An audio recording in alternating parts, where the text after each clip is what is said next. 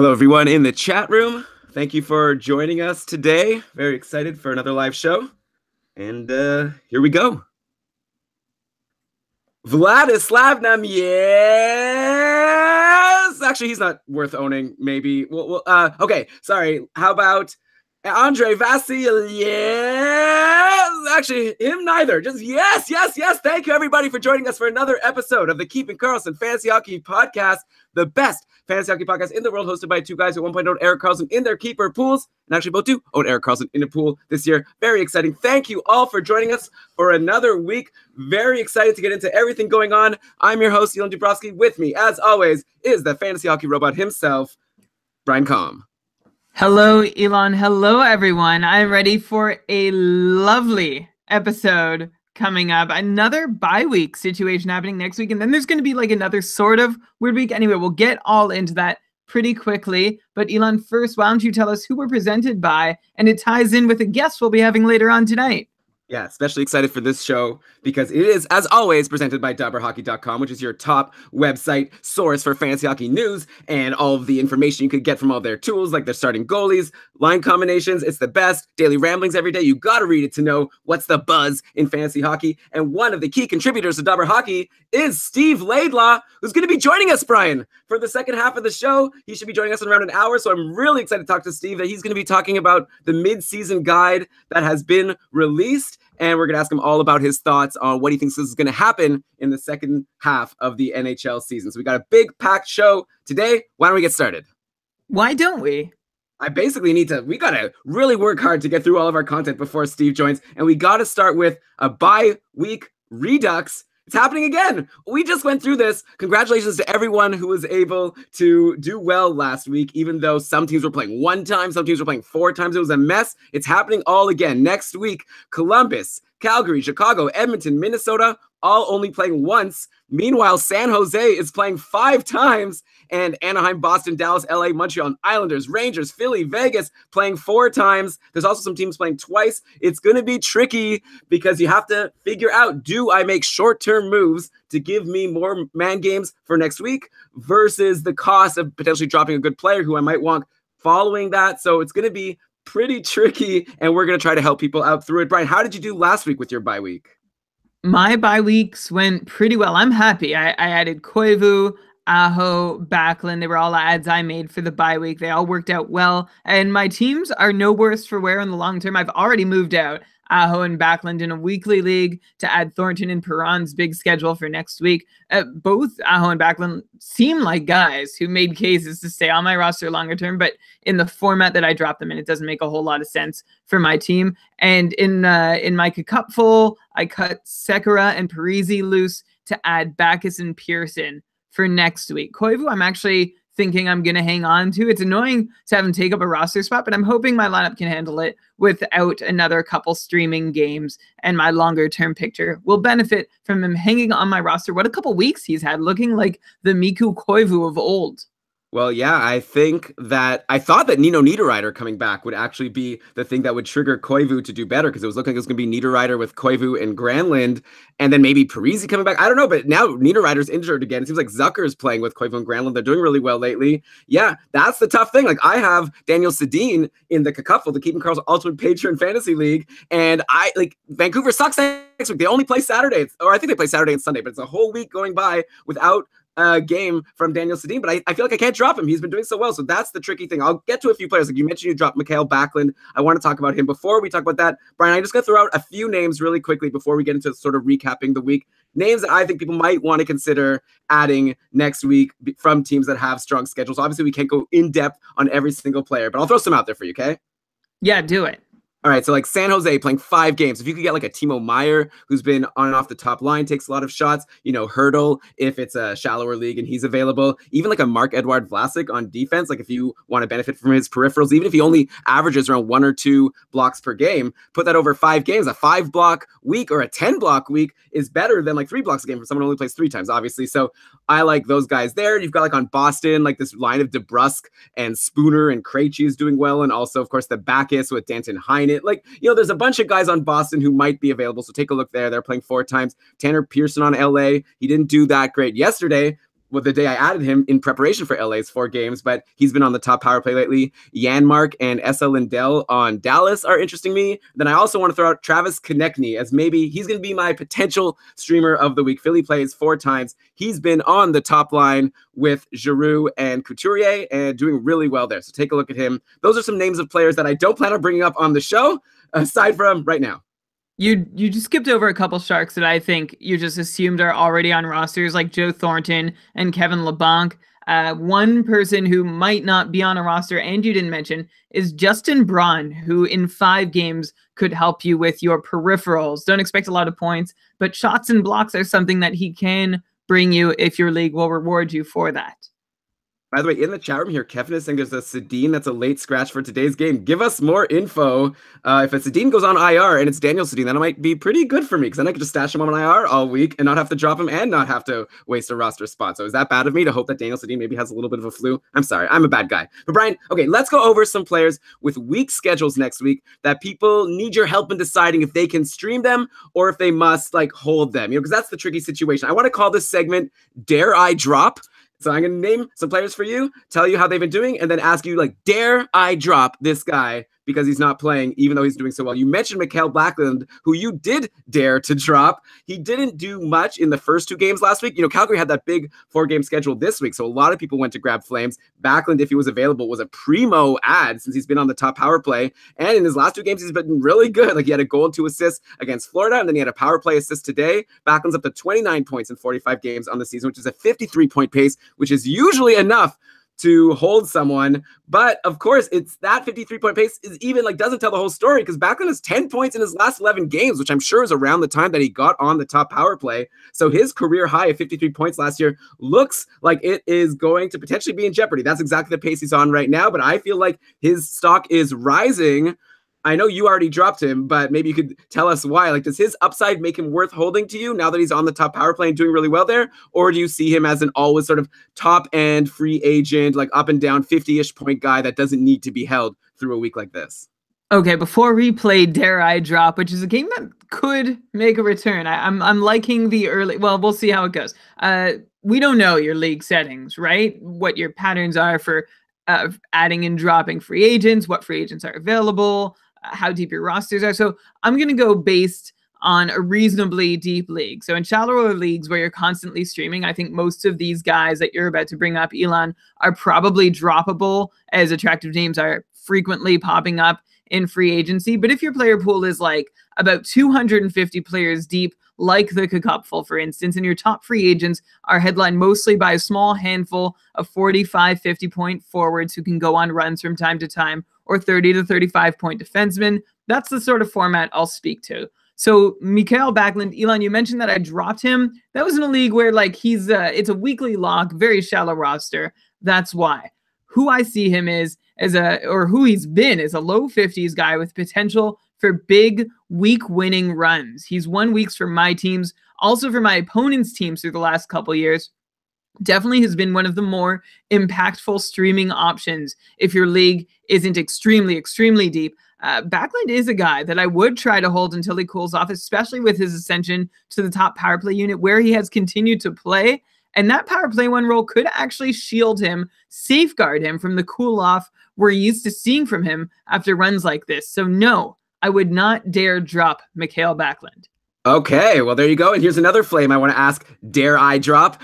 Maybe even an even better stream this week on Calgary was Michael Furland. He had 4 straight games where he had 1 goal and 1 assist before going pointless versus Florida on Friday, but he had another assist today, so he's on fire. He is back on the top power play, or at least he did get back on the top power play for a couple games. Looks like today he was off again. So he's on and off, but where he does stay is on line 1 with Gaudreau and Monahan. I know I bring up Furland a lot on the podcast, but he's so interesting because he keeps getting added and dropped. Right now, he's on a super hot run. Is it dumb for me to ask, Brian, who's better between Furland and Backlund? It's do you prefer top power play or do you prefer top line? The eternal question of keeping Karlsson. But at the end of the day, Furland did have 4 straight 2-point games. So it seems like he's always going to be a threat to have a big game on that top line because Gaudreau and Monahan could go off on any day. It's not a dumb question. Michael Furland, we just got over him playing on the top line and being so at it for so long. You know my line on Michael Furland, which is he's played with Gaudreau and Monahan so often on that top line and even on the top power play and still never really delivered a ton, like enough to have surefire staying power on your roster with that primo deployment. Here's a small bit on him to Here's a small bit on Furlan to contextualize his success this year, which has him on a 53-point pace. On his first 150, Elon, you started the timer, right? Yes, and I've been marking your slip-ups. Right. Slip up. Now That's two it's plurals. Okay. We were on a good run. No slip-ups to start the show. On Furlan's first now of like how many it's Brian versus Elon. But anyways, okay, that'll be for later. Go ahead. On Furlan's first 150 NHL shots over the course of one part and one full season, he scored just 6 times. So that's a 4% success rate. In his last 340 shots, he scored 35 times, which is a more reasonable 10% success rate. This year so far, Michael Furlan is shooting above 19%. So I'm not really trusting his 50-plus point pace, especially while he's knocked off the top power play. So even though it wasn't a totally dumb question, Elon, I prefer Backlund. Furlan still stays in the conversation as a lineup mainstay in deeper leagues. He's hard to drop because anything can happen when you're third piece on the top line, but nothing does happen about as often as it does. So I prefer Backlund and Furlan. I would dare drop. Okay. And then Brian, I feel like maybe it's because of us that Dougie Hamilton is on a hot streak right now, because we brought him up being like, what's going on with Dougie Hamilton? Can people let him go? I don't remember what we said. Let's not get into that. Let's just talk about how we lit a fire under Dougie Hamilton, and he is surging right now, a 5-game point streak, 2 goals today. I don't really have a question for you, but just good job to everyone who held on to Dougie Hamilton. He's obviously a really good player. He takes a lot of shots. I'm sure that's exactly what you were saying, if I recall correctly, is he takes so many shots. How can you drop someone like that? And he has shown big, long spurts of offense like last year, and hopefully this will continue this year. I do recall him being a good second half guy last year, so maybe that's something for him. Maybe it takes him a little bit of a while, or maybe this is just a small sample size. Okay, Brian, next team I want to talk about, and next player I want to ask, dare I drop, is Jordan Osterley on Chicago. We were going nuts for him last week, and for good reason. He was all of a sudden getting a ton of minutes, power play time. He was taking a ton of shots. He was getting points. It was going great. He started off this week. If you were adding him, he was again Chicago, 4 games this week. It was a great week to add someone like him. Next week, though, only 1 game. So at the start of this week, he had 2 assists against Ottawa in the 8-2 slaughter of Chicago over Ottawa. But then, 3 more games for Osterley and nothing, including today. Was a 4-0 loss to Detroit. Another scoreless game for Osterley. So 3 scoreless games in a row from a guy who wasn't on anyone's radar over 2 weeks ago. And now with Chicago playing only once next week, I want to know, I was really excited to have added Osterley in the couple, but now I got to ask, dare I drop Jordan Osterley for next week?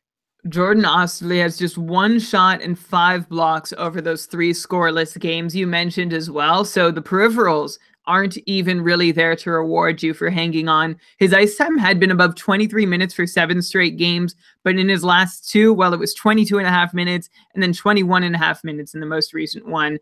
Not sure how much to read into that, but it's there. I think Osterley on the whole is still someone to be interested in. He's looking pretty good in the role that Chicago has been trying to fill all year with Brent Seabrook, Jan Ruta, Gustav Forsling, Cody Franson. We've seen other guys look good there too for short stretches, but I'm holding out hope that Osterley is going to have a bit more staying power. I would dare drop him.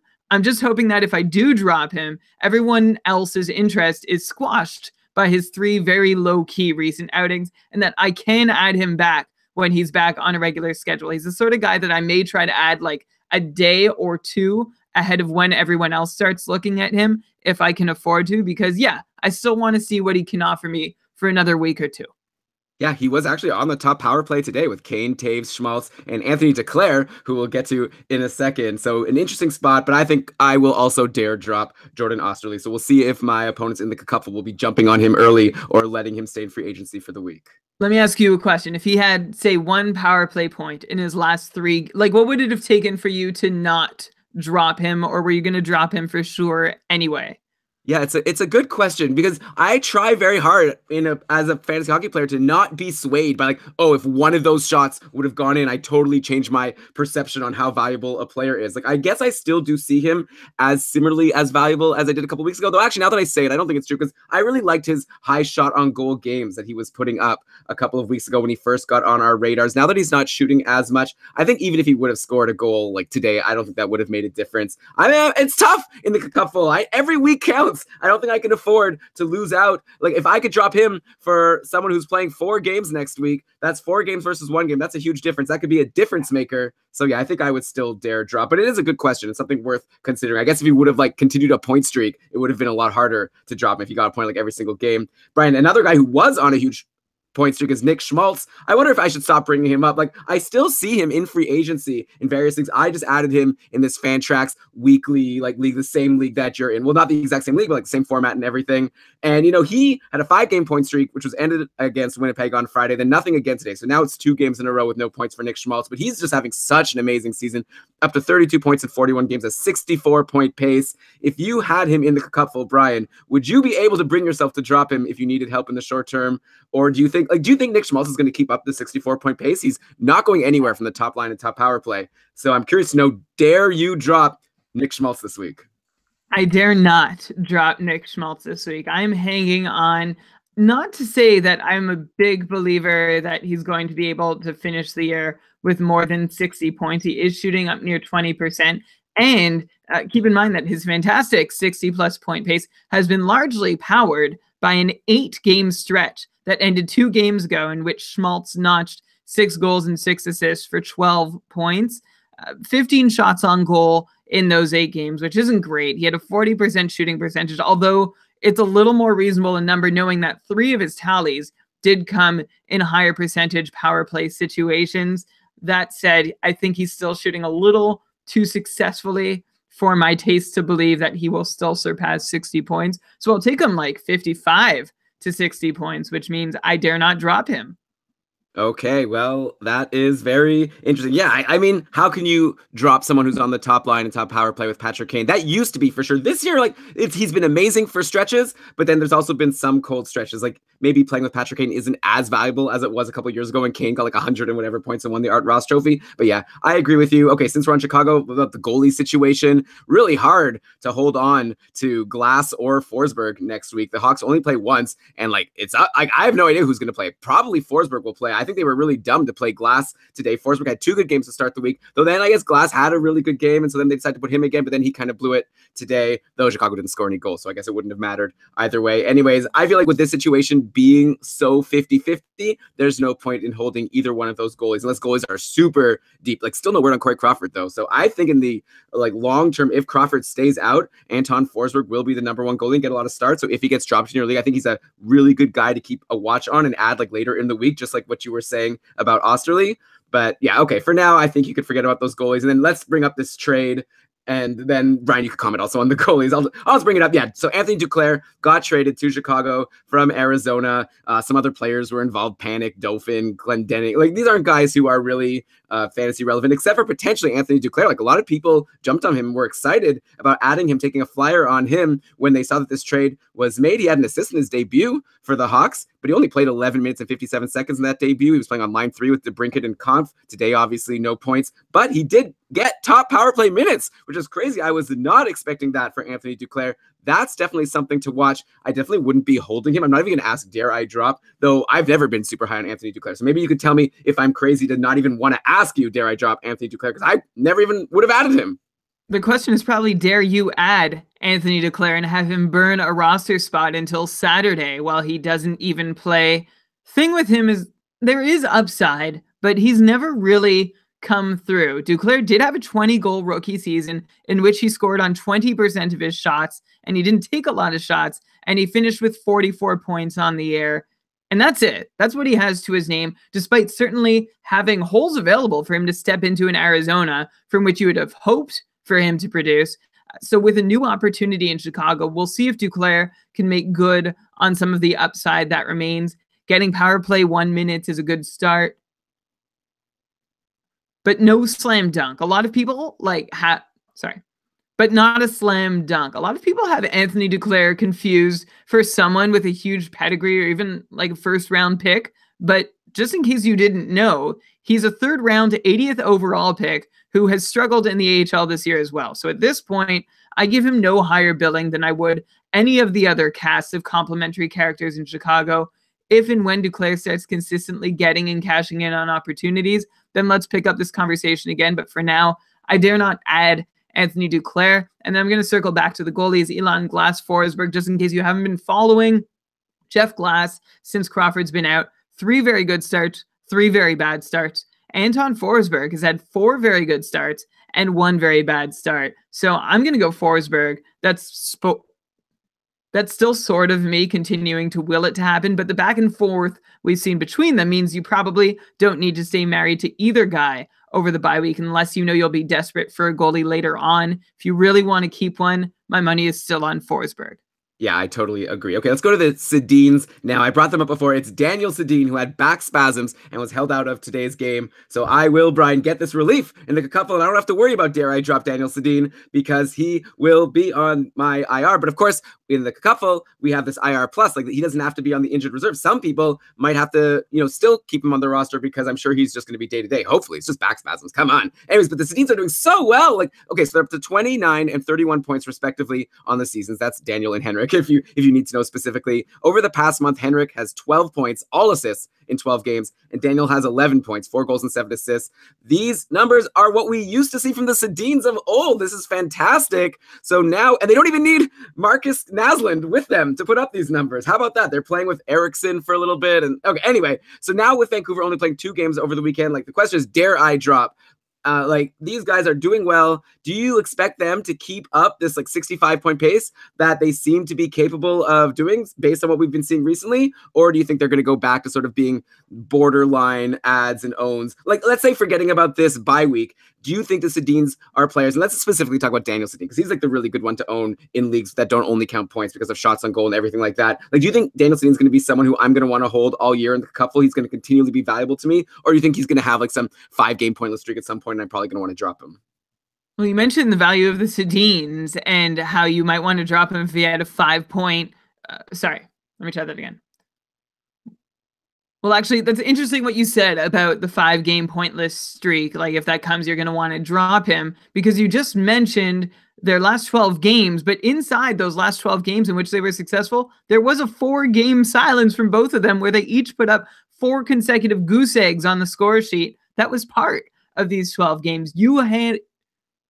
That was part of those 12 games. You hung on, you weathered the storm, you reaped the benefits of being patient. I feel like if you want to keep them, that is going to be part and parcel of it. So not the Sedins of old playing for you all the time, but maybe a glimpse of the Sedins of old, followed by plain old Sedins, who you'll then hope to flash that storied greatness again. I will add that for both Sedins, their underlying individual even strength numbers are showing them closer to their 60-point seasons 2 years ago than their 50-point season last year. And their on-ice even strength numbers are actually looking even better than that. There's a huge jumps in on-ice shot attempts and on-ice shots on goal per 60 minutes.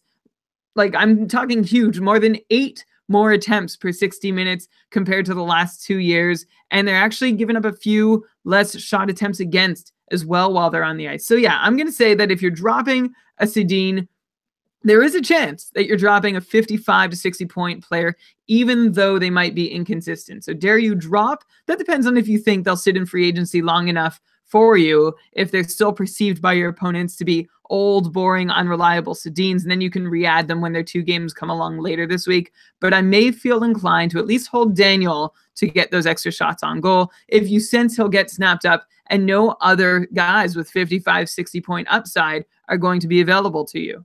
Yeah, very reasonable. And hey, at least they play both games on the weekend. It's not like Chicago, who only has 1 game all week. And by the way, like I said, the Sedins were back playing with Louis Eriksson on Friday, and Eriksson had an assist. So who knows, if you're in a super deep league and the Sedins are like long gone, maybe Louis Eriksson could be a sneaky late week add to get those 2 weekend games. And Brian, it's great to hear that you're saying they're doing better at even strength because they're also really benefiting on the power play from playing with Brock Besser, who was like unstoppable. So I love that. And there's lots to love about owning the Sedins in fantasy hockey. Okay, Brian, this team is the one.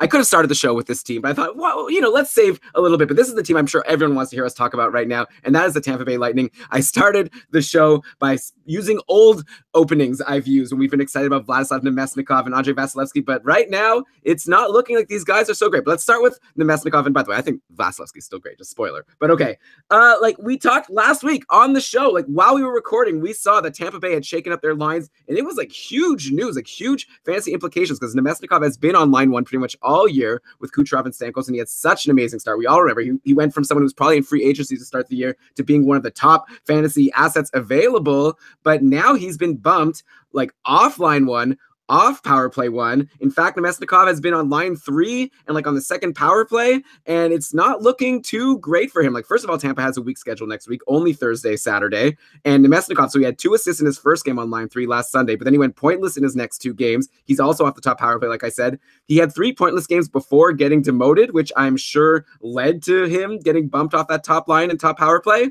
So, like, he's down to 35 points in 44 games on the season. Again, I'm talking about Nemesnikov, and he was like a point per game guy for the first couple of months. So that's a really huge drop. I can't imagine he could come anywhere close to maintaining this 65 points. I can't imagine he could come anywhere close to maintaining the 65-point pace that he's currently on from the third line. So, like, how long do people need to hold on to Vladislav Nemesnikov? Like, is now the time to let go? Now that Tampa Bay's not even going to play till next Thursday, they're on a bye week? Or do you hold on with the hope that after the bye week, he gets back on line one and power play one where he had so much success earlier on in the season? I feel like there's a chance that could happen. Like, Tampa got destroyed by Calgary 5-1 in their last game. So if there's ever a reason to shake things up, maybe they're deciding, okay, everyone's resting, let's reset and go back to how we started the year. So it's a really tough situation. So would you dare drop Vladislav Nemesnikov? That is the difficulty here with Nemesnikov, because I'm curious to see one more game. Like you said, maybe we see the deck shuffled back to the way it was before they were drubbed in Calgary. By the way, how hot are the Flames right now? And Mike Smith is crushing it. Anyway, but if this is where Mike Smith is crushing it, but back to Nemesnikov, if this is where he stays, he doesn't deserve a roster spot on your fantasy team. Of course, dropping him has you running the risk of an opponent adding him who may not even realize he's off the top line and is like, oh, why is he dropping Nemesnikov? He plays with Stamkos and Kucherov. Why is it? Who may not even realize, oh, he's still playing with Stamkos and Kucherov. Who may not even realize he's off the top line and thinking that he's still playing with Stamkos and Kucherov. Then the opponent is going to cash in when Nemesnikov does get back up there, which really does seem like something that's going to happen at some point. But in the meantime, only hold Nemesnikov if you feel like you can wait and see long enough for that to happen. If your lineup needs all the help it can get in the short term, you may dare drop him. Wow. Okay. Yeah. This is the thing we told people about earlier on in the year when Nemesnikov was so hot. We kind of said, like, might be worth selling high because at any moment his fantasy value can plummet, and now it has. Good luck trading him for anyone. We'll try to trade him to that guy that you just did an impression of, Brian, that doesn't realize that he's off the top line. That's the you gotta, if you have Nemesnikov right now, and if somehow you can like send a trade offer to someone who's not really paying attention and that just looks at his total numbers, like definitely now's the time to try to get back a 65-point guy, no question. So, anyways, with this whole line shakeup in Tampa, we have to mention some players who have really benefited. We've got Point and Palat, who've both jumped up to the top power play and are looking great. We've got Chris Kunitz on line one with Kucherov and Stamkos, which I still can't believe. Brian, do you have any interest in Kunitz at all while he's there? Like, he has 0 points and only 1 shot over his last 2 games while he's been there. So small sample size, but you know, you'd think on the top line you could be able to do something. He actually did have a goal versus Carolina, but it was called off for what it's worth. And yeah, like, I'm curious to know what you think about Kunitz. Also, someone like Andre Palat interests me because we've held him actually all year in our joint league, even though like he's been sort of on our fringe. There's been interesting free agents that have come up and we've been like, maybe it's time to finally drop Palat. He's like on the second line, not on the top power play. Now that he's on the top power play, I'm really excited that we held on to him. He already has 4 points in his last 3 games. I think it's going to be a big second half for Andre Palat. And then Braden Point, what can I say? He's already having an amazing season, and now he's just for sure going to keep going now that he's on the top power play if he stays there. And how about Tyler Johnson, who now has 26 points, 12 goals, and 14 assists in his last 21 games? Yeah, he's shooting near 23%. No big deal. So, of course, we can't expect it to continue. But what a heck of a run from him. As for Chris Kunitz, Elon, he seems to me like a Michael Furland light. Like, who couldn't pick up points on that top line? So it seems inevitable that Kunitz is going to get 1 or 2 here and there for as long as he's in that spot, which, again, who knows how long that's going to be. So he's not someone I'm rushing to add. As for Palat, I'm more interested in him than Kunitz for sure. He's seen a few cold snaps this year. Palat's gone pointless in 3 straight games on 4 different occasions this year. But Palat also generally rewards you if you hang on. And of course, he's in a better and being in a better spot now, of course, could help him do that more consistently. Yeah, though that top power play has taken a big hit because Victor Hedman was injured in the game against Calgary. He had a knee-on-knee collision with Garnet Hathaway, and he's going to be out 3 to 6 weeks. Very sad. Of course, we didn't know after that hit. Someone posted on our Facebook group, I'm not going to name names here, but someone was like, Hedman out for the season, and everyone just like totally lost. Like, what? No, oh no. They were like, what's your source? And then it turned out that there was a source. It was like his friend told him. It was pretty funny, and then he deleted the post. Brian, you probably didn't even see it, but it happened on like a weekday. But anyways, yeah, so he's going to be out 3 to 6 weeks. He'll be back in time for your fantasy playoffs. So it's not as if you're done if you have Victor Hedman. But, we spent a bunch of time on the podcast doubting if Hedman was worth his high draft position in most leagues this year. Like, he had 70 points or whatever last year. He was looking amazing. But hey, he's put up 33 points in 44 games so far this year, which is a 61-point pace. So not 70 plus, but still extremely valuable. And yeah, it's a huge blow to his owners. Unfortunately, I can't really think of any advice for this situation. Like, Mikhail Sergachev took Hedman's spot on the top power play after the injury. He's obviously a must-add while Hedman is out, but he was already pretty much a must-add before. Like, I'm sure he's already taken in most leagues. If somehow Sergachev is available to you, yeah, for sure, jump on him. I guess like now Anton Strawman jumps onto the second power play with Gourde, Johnson, Killorn, and Nemesnikov, which is okay. And hey, Sergachev was worth owning before in that spot. So should people be looking to add Strawman now, expecting Sergachev-like numbers while Hedman is out? Like overall, Strawman's had a very disappointing season. He only has 12 points in 42 games. Hard to get excited about him unless you think that this like bump in the roster and the second power play time is worth something. I'm coming. Sergachev-like numbers would have Strawman being on... Sorry, can you start it again? It's sort of like cut out for a second. Sergachev-like numbers would have him being on a... Sergachev-like numbers would have Strawman being on a 49-point pace. And no, I don't see that happening for Anton Strawman. He does not have the same offensive flair as Sergachev does. I don't think he turns... Although the second unit is still fairly talented, so he could collect more points than before. But no, I'm not expecting him to suddenly be an above 45-point pace guy. He's had opportunities over the last couple of years where we're like, is he still worth owning? And he's never cashed in on them. I don't expect that to start happening now unless, for some reason, he ends up on the top power play. Right. I guess it's not out of the question that Sergachev could get bumped at some point. He is in just his rookie season. So add Strawman to your watch list, but I definitely wouldn't be adding him, especially not now when Tampa doesn't play until Thursday. Brian, finally... Are you concerned at all about Andrei Vasilevskiy? If you owned him, would you be concerned going into this bye week? Obviously, no one's dropping Andrei Vasilevskiy. He's had an amazing season so far. He's a .930 save percentage. He has 27 wins. So, like, he could have over 50 wins if he keeps up this pace, which would be insane. But Vasilevskiy has stunk in his last 3 games. I'm going to go ahead and say it. Like, he's had 3 straight bad games, less than 875 save percentage in each of them.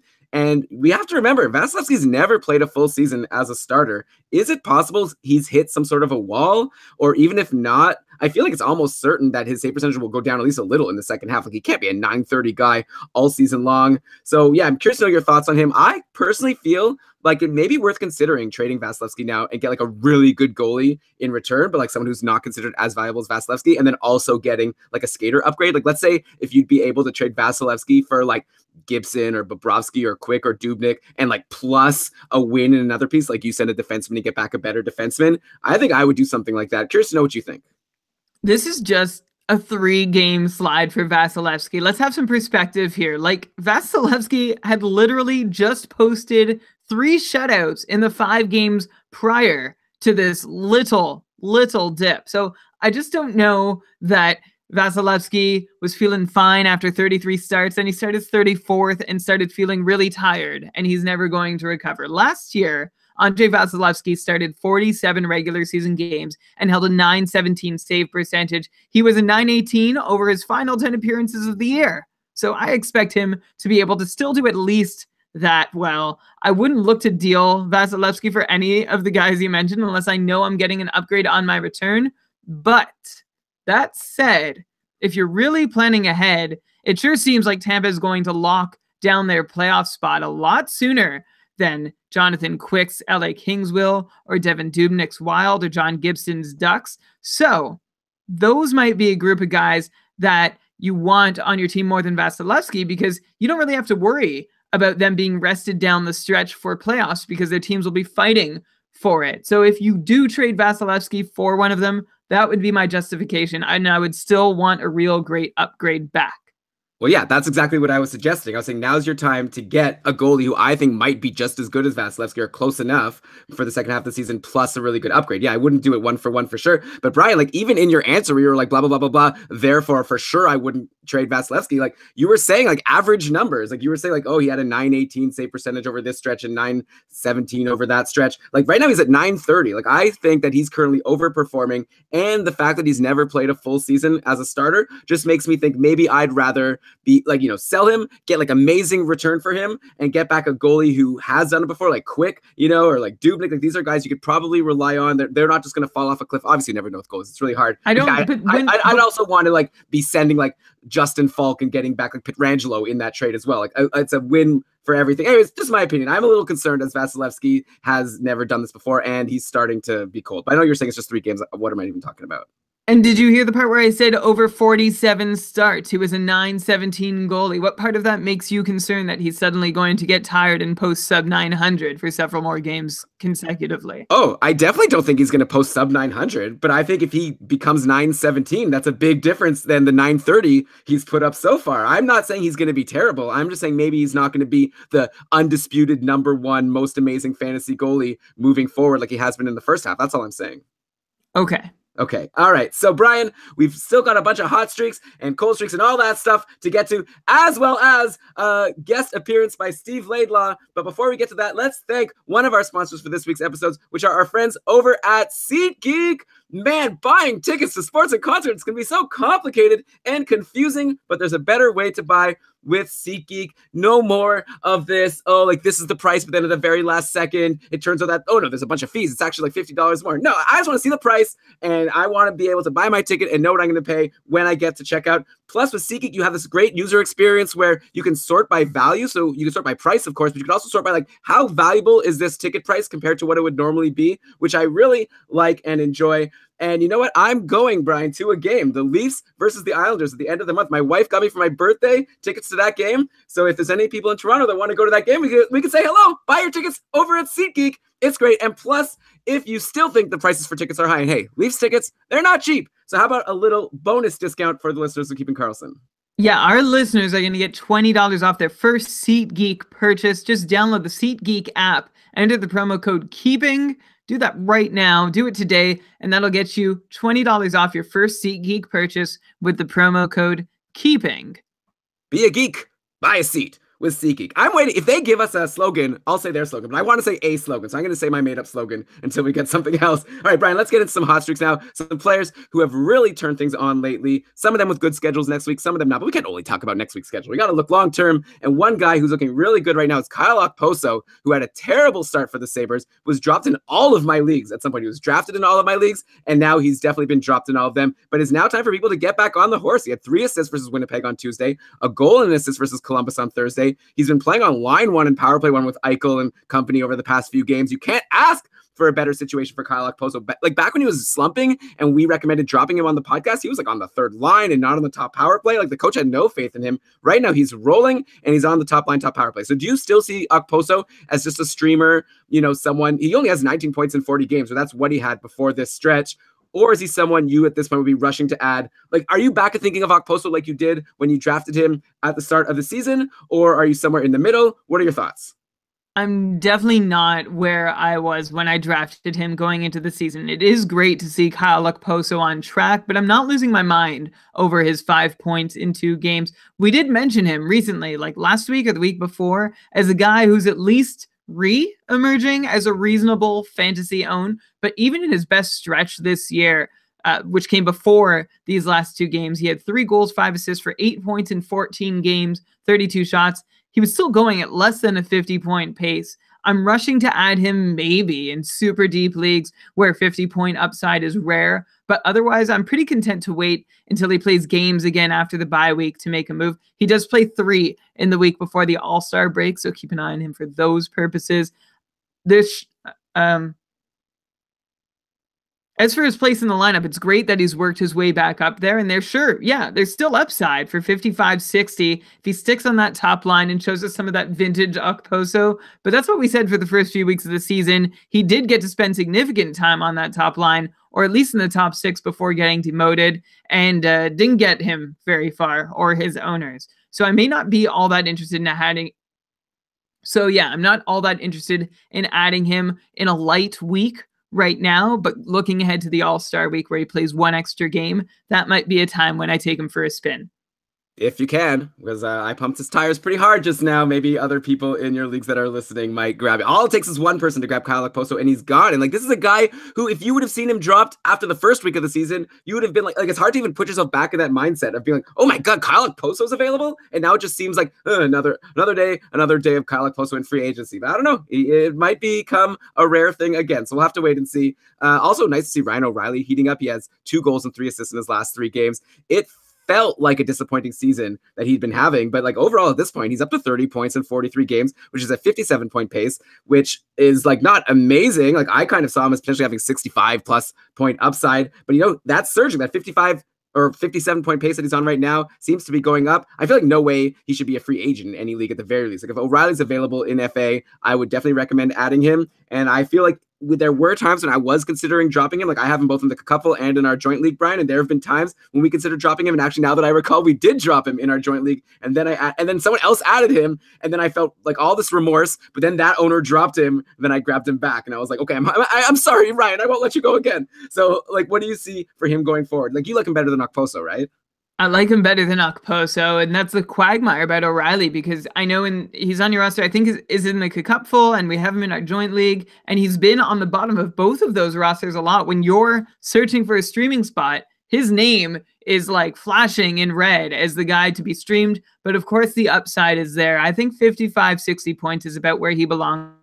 Cashing 70 or even above 65 on Buffalo, that's a pretty tall order for anyone. I think it would take a higher end superstar approaching talent to get that done, and I don't think Ryan O'Reilly is that guy, but he will be one of the leading scorers on Buffalo, and you have to hope that's good for 55-60 points.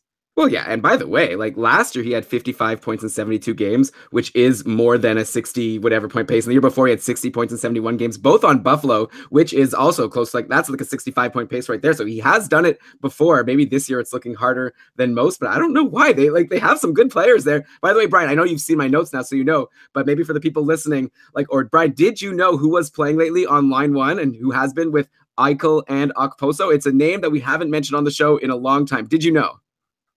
I did know, but why don't you share it since you're the presenter here? Yeah, maybe I should the problem is I'd love to hide it in the notes so that you don't see it. I get to actually, surprise you. We could have some fun, but then you wouldn't have anything prepared to say. But yeah, it's Benoit Pouliot has been on line 1 on Buffalo with Eichel and Okposo. Honestly, I don't even recall when did he get to Buffalo. I remember him playing with the Oilers, and I think he was playing with Taylor Hall, and he was doing well. This is already a few years ago, and then I've totally forgotten about him. He's a guy we used to talk about on the podcast a lot as a sneaky ad on Edmonton. He actually scored a goal and played 17 minutes and 43 seconds on Thursday after doing nothing forever and being more like an 11, 12 minute nobody guy. Do you have any interest in Benoit Pouliot now that he's on line 1? Who do you like better between Pouliot and Chris Kunitz in the battle for best random top liner right now? Well, Pouliot got to Buffalo because obviously he's a reasonable top 9 forward, and that just isn't good enough in Edmonton to stay on the team. They bought him out in Edmonton. He had 2 years left on his contract there after they had scratched him a bunch of times. And then, yeah, he signed with the Sabres on a cheap deal, 1 year, just over $1 million. As for if I would like him or Kunitz, I'm going to go Chris Kunitz, but either guy probably has a similar chance of contributing for you. I just think Kunitz will be on the ice for more goals for, which will help increase his chances of being a part of them. Interesting. I don't know. I just have something in my head that says don't add Chris Kunitz. How can that possibly last? At least I feel like Benoit Pouliot, there's not as many great options to bump him from the top line for whatever that's worth. So, okay, well, I only said Chris Kunitz because you told me to choose one of the two. Are you telling me that you would add Benoit Pouliot over Chris Kunitz? Yeah, I guess I'm saying I am, but it's probably neither one is going to be worth owning for too long. But we'll have to see. That's even would be a really silly thing to track. Okay, and next, guy on a hot streak, similar to Kyle Okposo, someone that was drafted in all leagues and then was dropped after a while when people started to realize, maybe this guy isn't that good after all. But Nick Foligno is finally heating up on Columbus. He has 4 points in his last 4 games after putting up a really sad 14 points in his first 42 games of the year. So he was useless. I think even worse than Okposo. But, Nick Foligno now, like 2 of those points, by the way, of those 4 in his last 4 games have come on the power play, which makes sense as he's recently been promoted to the top unit with Dubois, Panarin, Jones, and Werenski. Foligno was still only on the third line on Friday, paired with Lucas Sedlak and Matt Calvert. So I'm not sure we'll be able to expect many even strength points from him.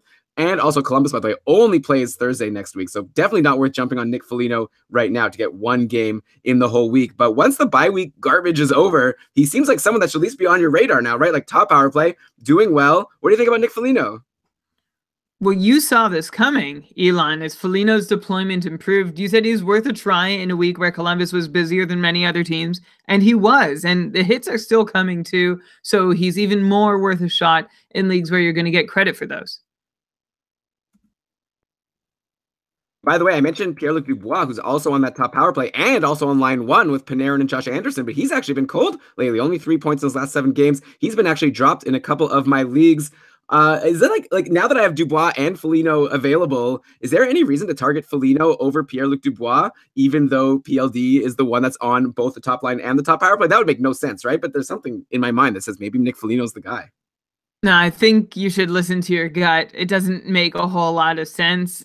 It could reverse if their deployment situations change, although Pierre-Luc Dubois has been where he has been for a little while now, so it seems like that's unlikely. Foligno, I can't get with him being on the third line and being a totally relevant fantasy producer, so maybe you can still stream him in if he fits into your schedule well, but I'm not going so far out of my way to add him. If it's him or Pierre-Luc Dubois, I'm sticking with Dubois. Yeah, definitely makes sense. And definitely the guy you don't need to add on Columbus or hold on to is Alex Wennberg. He returned from his injury on Thursday to just continue his... Alex, oh, 1 sec. Hey, Steve. Hey, how's it going, guys? Great. How are you? Thanks for joining. I'm doing cool. Yeah, awesome. My pleasure. So is it okay if we'll just keep doing our thing and then we'll bring you on in like 15 minutes? All right, cool. So here, I'll just mute you, but yeah, okay. Cool. If that's rude, I don't know. Okay, thanks again. Very exciting that we have Steve Laidlaw here. Okay, what was I saying? Wennberg, yes. You say what you could say. You're saying one of the players who is not worth adding, the player who you don't want to add. Right, yeah. One guy on Columbus that you definitely don't need to worry about adding is Alex Wennberg. He returned from his injury on Thursday to continue his disappointing season that he had been putting up before he got injured. He has no points and no shots in the 2 games that he's been back so far. He's been on line 2 with Jenner and Bjorkstrand, which isn't horrible, but I feel like there's no reason to hold him, especially for league counts shots. He's well below replacement value there. I'm not even gonna ask you about Alex Wennberg. Like, let me know if you need to interrupt to tell people, no, there's something that I'm missing about Wennberg. He's looking like a complete snoozer. Too bad. There was a lot of high hopes going into the season for him, but that obviously assumed that he was going to be playing with Artemi Panarin. If you could play cricket sound effect, this is where it would go. Okay, maybe I could put it in editing, but almost for sure I won't do that. Okay, time for everyone. Next hot streak. Time for everyone, I think, to jump back on the hashtag Team Dadonov bandwagon. If you jumped off when he came back from his injury, he wasn't given his line 1 power play 1 spot with Barkov and Huberdeau immediately, and he definitely struggled without being in that top deployment. He only put up 3 assists in 9 games, but that's over now. Dadonov is back on line 1, back on power play 1. He has 2 goals and 3 assists in his last 4 games. He had 2 goals and 8 shots on Friday versus Calgary. Again, this is one of those interesting schedule situations. Like Dadonov only plays, or like Florida only plays on Friday and Saturday of this week. So theoretically, if he's still in free agency for you, you could wait till like Friday morning and then add Dadonov then. Enjoy another player in that roster spot in the meantime. But of course, you're risking another owner picking him up. And I feel like you would kick yourself because he seems like the same primo guy that I said you had to own at the start of the year. Like Barkov is having such an amazing season. Huberdeau is a stud himself. How could you not want Dadonov playing with them and even strengthen on the power play? I concur. All right, so we can move on. New Jersey. I think it's time for people to take a look at Travis Zajac. He's been centering line 2 with Palmieri and Johansson, and he's been on the top power play with Palmieri, Hall, Boyle, and Butcher. He had no points yesterday, but Zajac had 3 goals and 2 assists in the 4 games before. And he's a guy, if you recall, last year, no one was into him at the start of the year, but he became pretty fantasy relevant before having a sad injury to end his season. I really do like Travis Zajac. New Jersey has an okay schedule this week, Tuesday, Thursday, Saturday. I would take a look and consider him. Like, a lot of people sort their free agents by, total points on the year and things like that. And you're not, or, percentage owned, and you're not going to see Travis Zajac, but flag him at least on your watch list and keep an eye out while he's on the top power play with Taylor Hall and on line 2. I think you could do a lot worse. Yeah, you mentioned 5 points in the 4. Oh, sorry. Yeah, now he has 5 points in his last 5 games with that one most recent scoreless effort. 4 of those 5 points were primaries as well. So yeah, you should definitely be looking at him. Elon, you're right that sometimes these are the kinds of guys that you can't find just by looking at percentage owned, and they get lost when you're ranking by season-long stats. Zajac's time on ice is also up near 20 minutes for the most part. Right now, he definitely beats a guy like, say, Adam Henrique, that you may still be carrying or considering as an added center on your team. Yeah. Oh, yeah.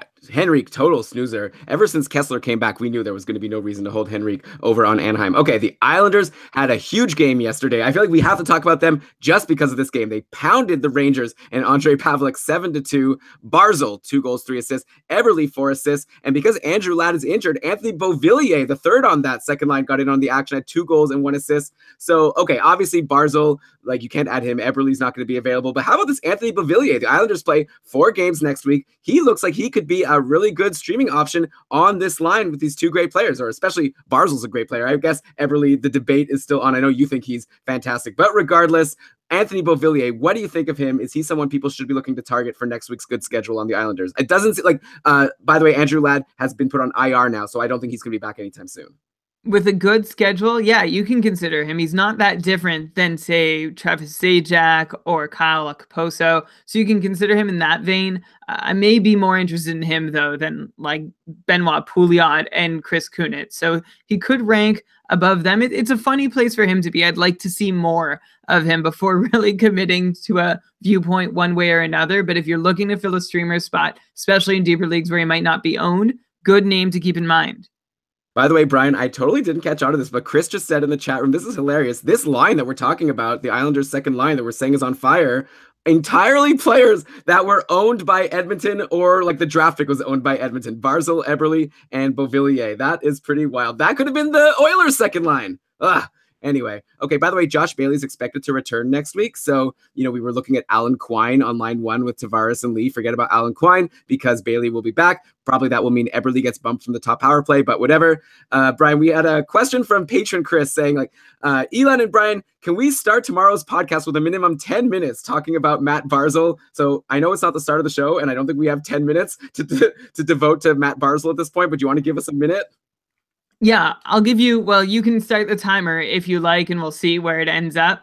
You look at players who've had 5-point nights as a rookie. Evgeny Malkin did it once. That was back in 2007. We're talking the last 10 years. Alexandre Picard, of course, did it once, like 10 days after Malkin. Tavares did it once. Nugent Hopkins did it once. Connor McDavid did it once. But Matthew Barzal has now accomplished the feat of 5 points in a single game as a rookie twice.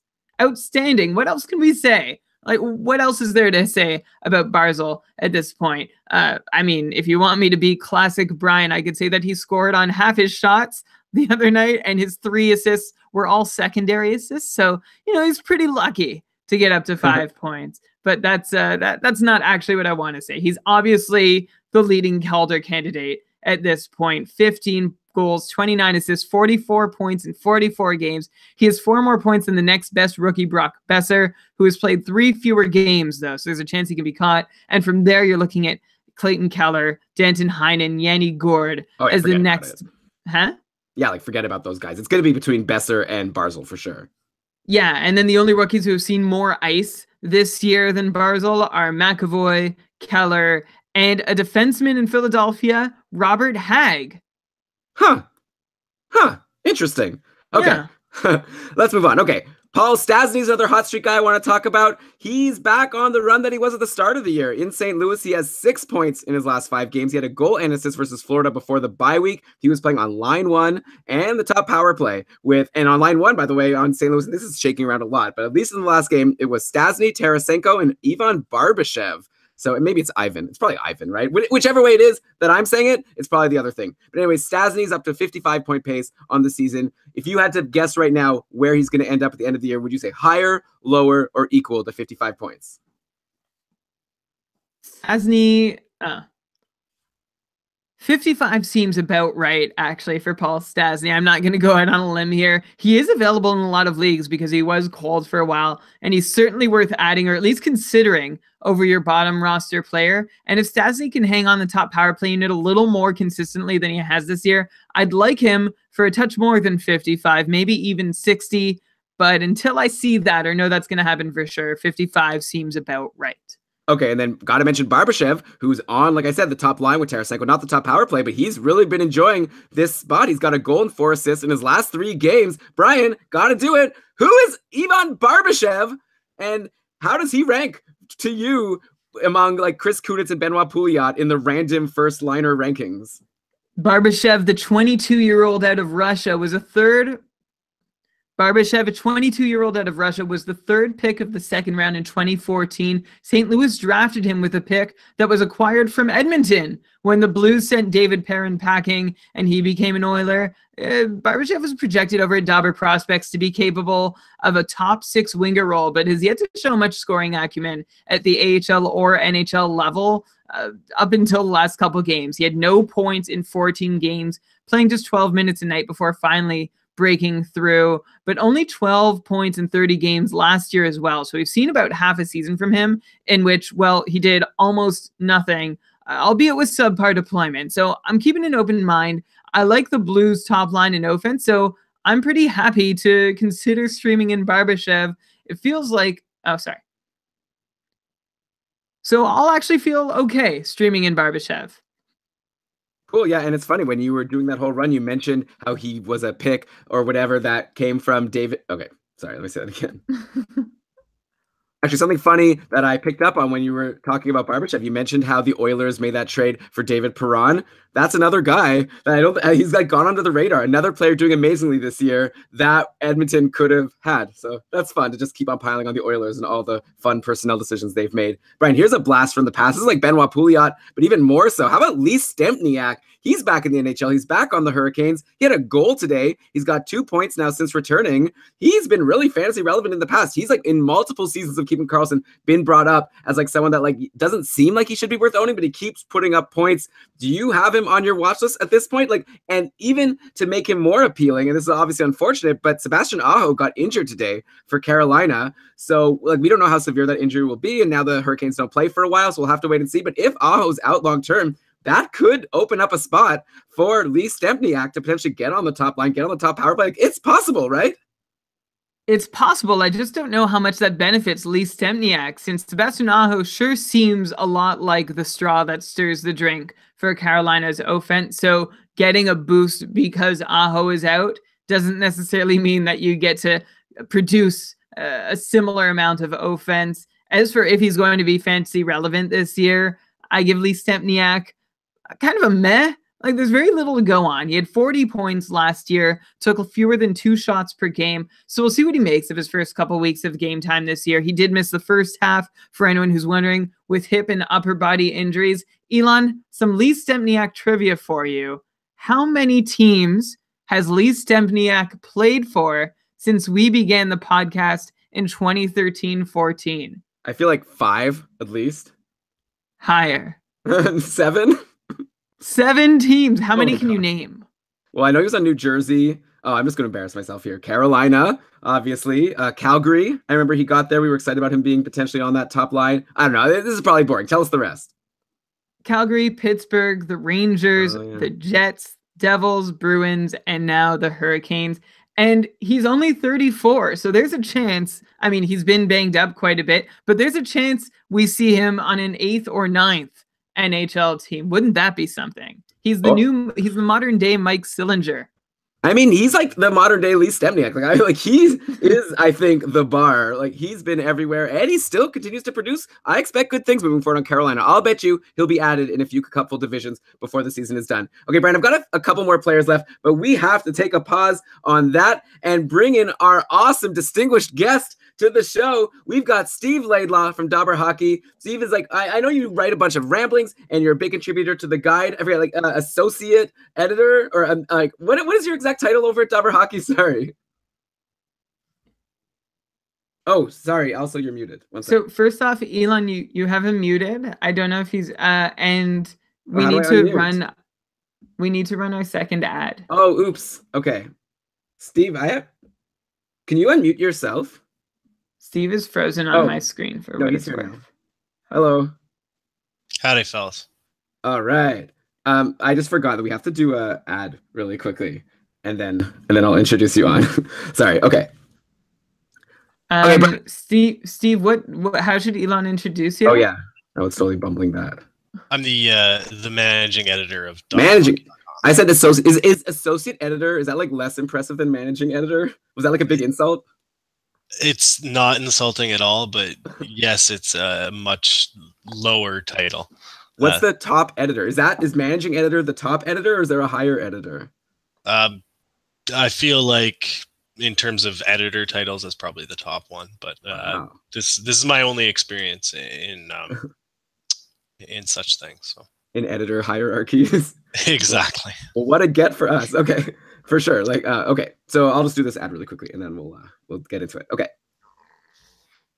All right, Brian, I've got a couple more players to get to. We also have our amazing guest, Steve Laidlaw, here. But before we get to that, let's thank another sponsor of this week's episode of Keeping Karlsson. And those are our friends over at FanDuel. Daily fantasy hockey. You know it. It's a blast. It's so much fun. You could set your lineup every day. You pick a whole new team in regular fantasy. Sometimes you can be really frustrated. Like I was saying, when we dropped Ryan O'Reilly, then someone else picked him up. Theoretically, we could have never gotten Ryan O'Reilly back. And then I would have been like, oh, I knew he'd be good. And now I don't have him. But you can play him in daily fantasy. And it's really fun when a player's on a cold streak. That's a really good chance to play him in your roster that day because you could get him for a little bit cheaper. So we really love playing daily fantasy on FanDuel. We've been doing a weekly FanDuel league with our listeners. We took a couple weeks off. We actually had a matchup last week, though, with some of our patrons. It was a lot of fun, Brian. I came in 5th place. I really thought I had a chance this week, but patron Ryan destroyed because that was the day when Chicago destroyed Ottawa 8-2. Obviously, I should have known to take a bunch of Blackhawks against the league's worst team, the Ottawa Senators. And of course, I just say that just to needle all the Sens fans. That's definitely arguable. But yeah, he had Nick Schmaltz and Patrick Kane and Ryan Hartman and Jordan Osterley. So of course he won. Great job, Ryan. And we're going to have another listener league this week, right, Brian?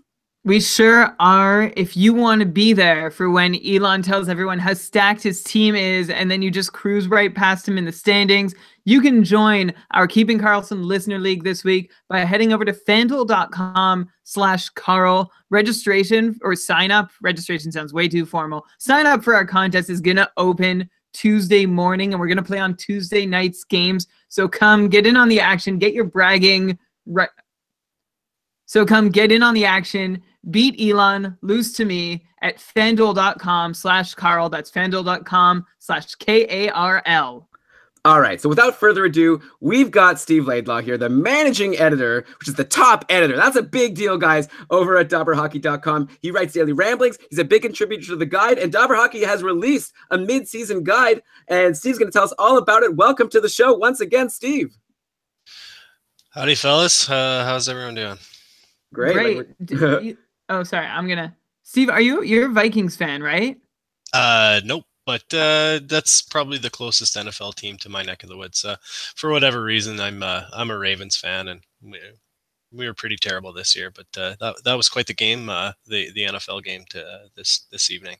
What a huge finish. It happened while we were on the air. Elon has zero interest in it, though, so let's not bore him anymore. Elon, what do you want to talk? So we have the Dobber mid-season guide coming out. Steve, do you want to just give us a quick overview of what we can find in the guide? And then Elon and I are going to get at you with some of our second half questions.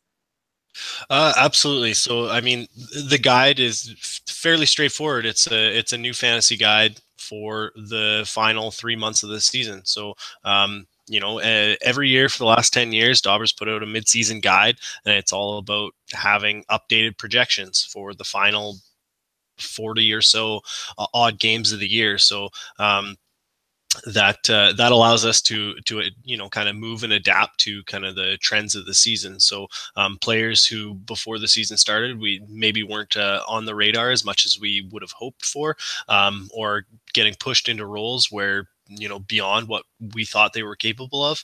Now we've got a chance to update the projection for them, and that can help give you a little bit more information, an edge in your pool. That's what we're all about. So that's the main content of it, is getting those updated projections. But obviously, we've got a few little tidbits. Multi-category stuff is what I focused on in the guide. So players who could offer you a little bit more or a little bit less than what you were hoping for in your multi-category leagues, and then there's tidbits in there on prospects and goalies and that sort of thing.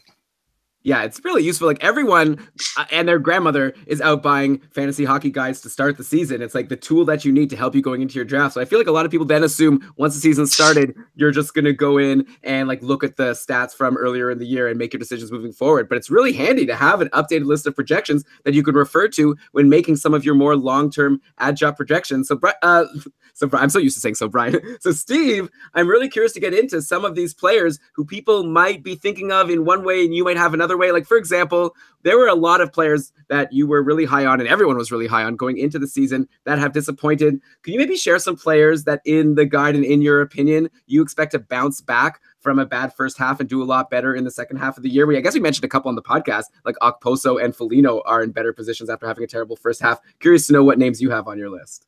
Yeah, I mean, we could start off. We could talk about the big three defensemen that everyone's kind of been upset with: Brent Burns, Erik Karlsson, and Dustin Byfuglien. I would say most folks took those guys in the top 50 of their drafts and haven't gotten the results that they were hoping for. We've already seen Burns and the Sharks turning things around the past month or so. So I don't think anyone would be shocked to see Burns having a huge second half. Karlsson should be better. I mean, the Sens suck, but and he's probably been dealing with some injury issues, but we expect more, and I would still be treating him like one of the best fantasy defensemen out there, especially with Hedman due to be on the shelf for a little while. And then Byfuglien, we've already started to see him turning around now that he's finally got his first goal of the season under his belt. So more goals should flow. He should still get to 10 goals on the year. So those would be three right off the top. We always look at players who are big second half performers. So we've already seen Dougie Hamilton starting to pick it up in the second half of late, and that should continue all the way through to the end of the season. Mark Giordano's kind of stolen away the top power play gig from TJ Brody in Calgary. So that's the past month, Giordano's production's been trending upward. A few other guys I'm pretty excited about. Mika Zibanejad. He's been pretty bad since returning from injury, concussion. You never know how that's going to affect a player, and he's been bad coming off of injury in the past before as well. So that's concerning, but certainly he's in a spot to be the number one centerman on the Rangers, and their power play was really good to start the year. It hasn't been that good of late. If that picks up again, we're going to see Zibanejad score at roughly a 65-70 point pace in the second half. So that'd be really good. And he pounds pucks at the net. So he's going to be a really good shot volume option. Another one that I'm really excited about, Kyle Palmieri, another guy who is really banged up, but he's getting top line minutes, top power play minutes. He's another guy who, he can really thump the puck. So, you're going to get lots of shot volume and goal opportunities. So those are kind of bounce back guys I'd be looking for. Brent Burns, it's funny, going back to when he was struggling to start the year. Elon, I don't know if you remember. I'm sure you do. We were like, well, Paul Martin's coming back soon. Maybe that's going to fix him. Maybe that'll be the key. We did not. You said that. Well, no. So I was just like blue skying it completely to see if that was going to be it. And now there's like, it seems as though he's done in San Jose, that he's not happy with his role there and he's going to be moved before long. But Brent Burns doesn't need him, so that's okay. Steve, let me just ask you about one more defenseman, since you were rolling through a couple.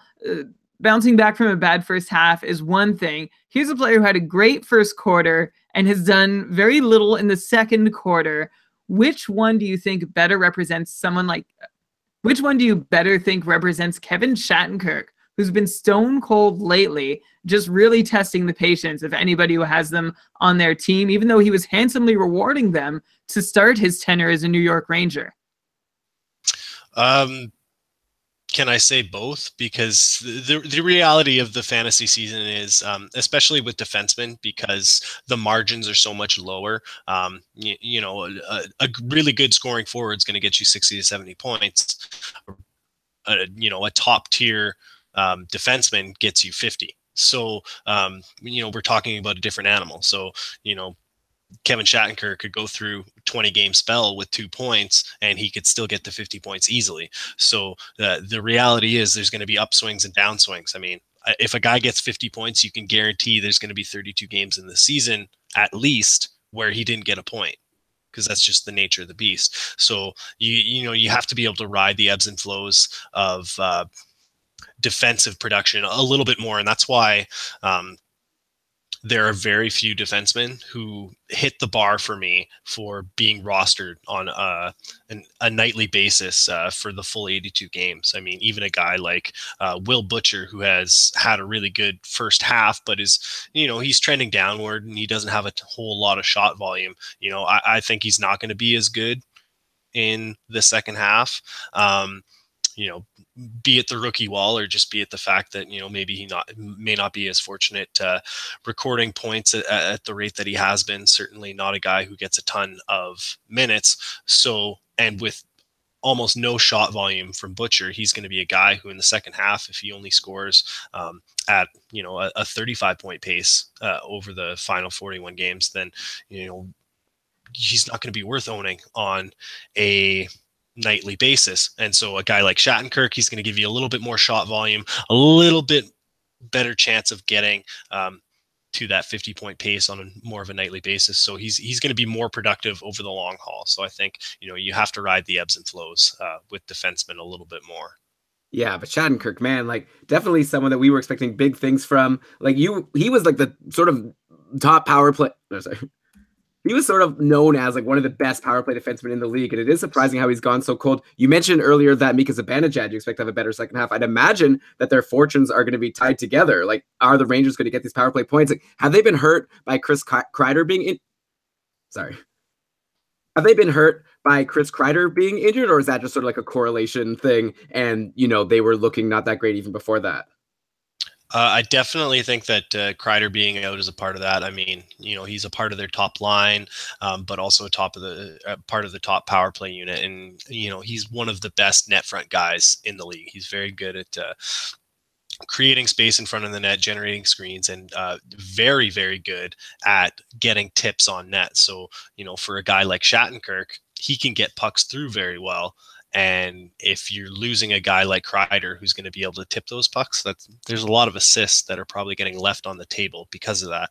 But I mean, you can't have a Rangers conversation and not talk about the fact that Pavel Buchnevich is their most dynamic offensive talent and he's being underutilized. So if they don't figure that situation out, then, you know, every player on the Rangers is going to underachieve relative to what they did in the first quarter and relative to what they could probably do the rest of the season.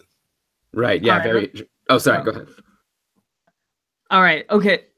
All right. Let's look at the flip side of the coin. Players who have had a really strong first half that you don't think that they can keep it up. And maybe just as a prelude to naming some of those players, you can let us know what you look for. We've shared a lot with our listeners what we look for to see if something's unsustainable. But what are the red flags that you see when you see a player achieving and you think, no, that's not going to continue any longer? Yeah, the number one things that you're going to look at is shooting percentage, on-ice shooting percentages, shot rates. You know, are they trending up, trending down? Time on ice, power play opportunity, that sort of thing. So we could look at a guy like Nick Leddy, who had a very, very good first quarter, and has basically been useless ever since. I mean, his plus minus is heading into Ekman Larson territory. He's not producing points, considering the Islanders are still scoring at a huge rate. He's no longer getting in on the points at the same rate that he was to start the year.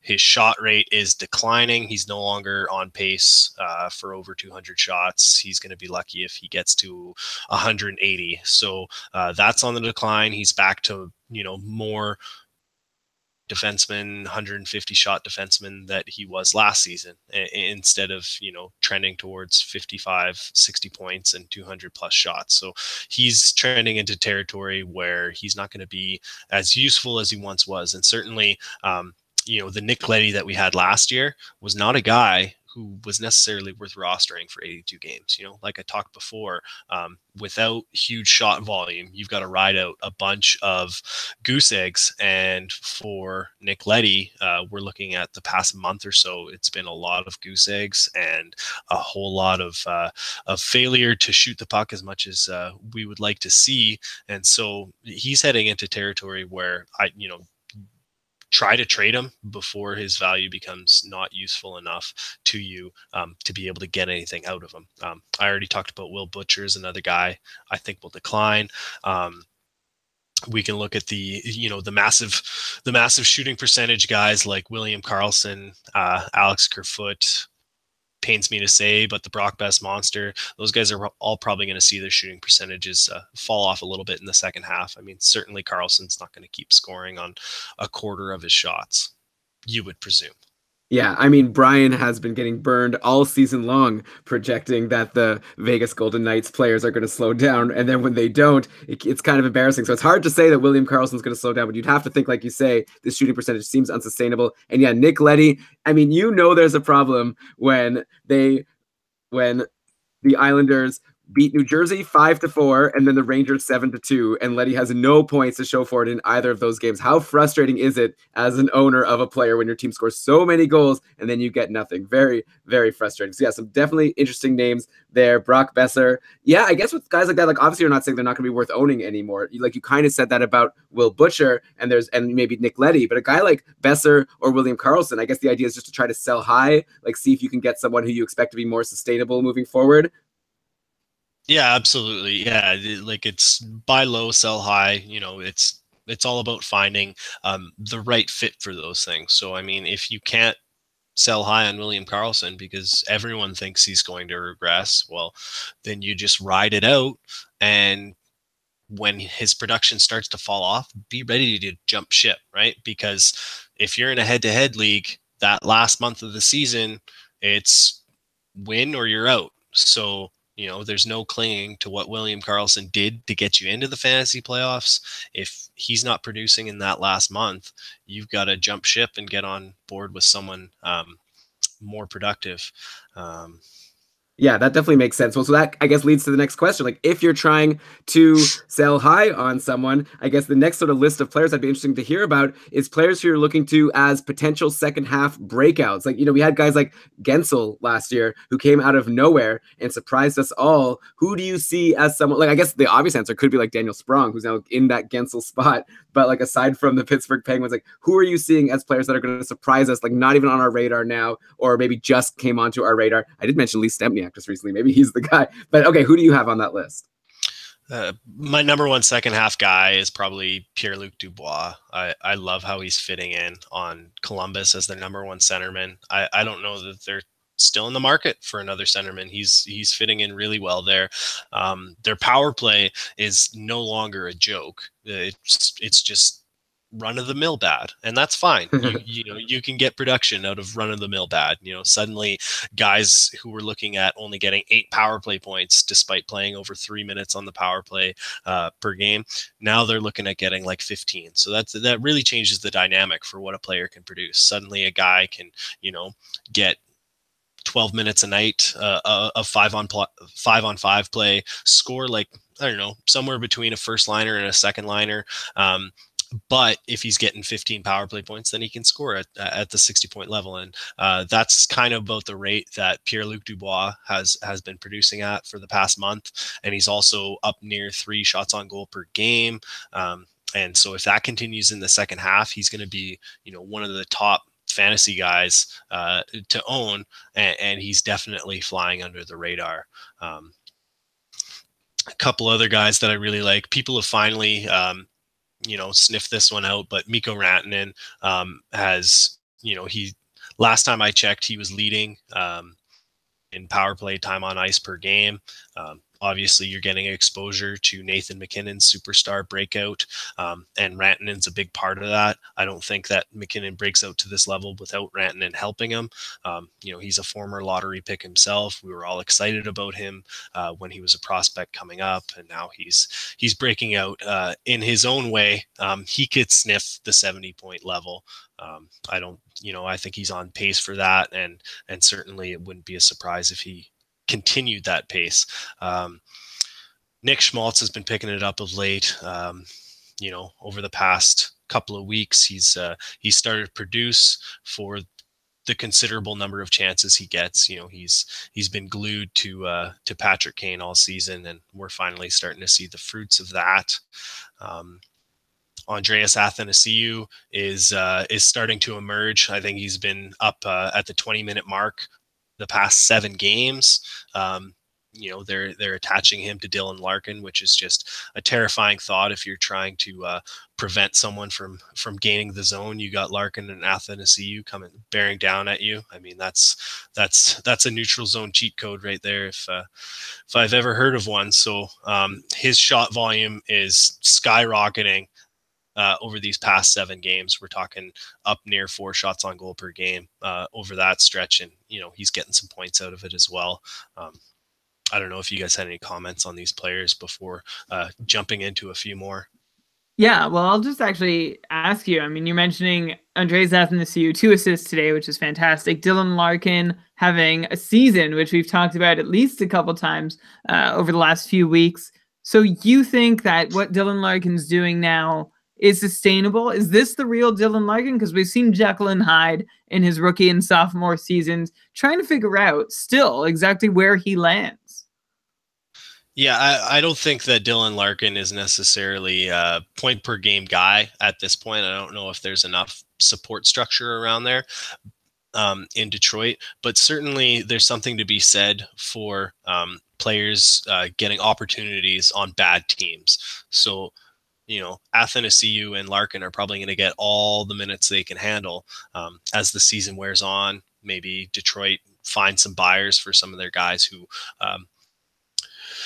aren't helping them win at this stage, but could help some other teams win. And if they do that, that's just going to mean more minutes, more opportunity for these guys. And, we've seen that Detroit, despite considerable reasons to do so, they're not willing to completely throw it into the tank. So I think that while they're not going to be a playoff team, they're going to continue to try to be competitive all season. And there's something to be said for a team's ability to do that and keep players fantasy relevant. Yeah, for sure. And it's funny because I'll go. All right. Can I follow up? Are you good? I was gonna follow up. Okay, you follow up, but I wanted to, maybe you can, I wanted to mention Mrazek's shutout today and rub that in. And also... okay, go. Just go. Okay, you go. Go ahead. I'm going to steal your... This is what it's like when we have a guest. Okay.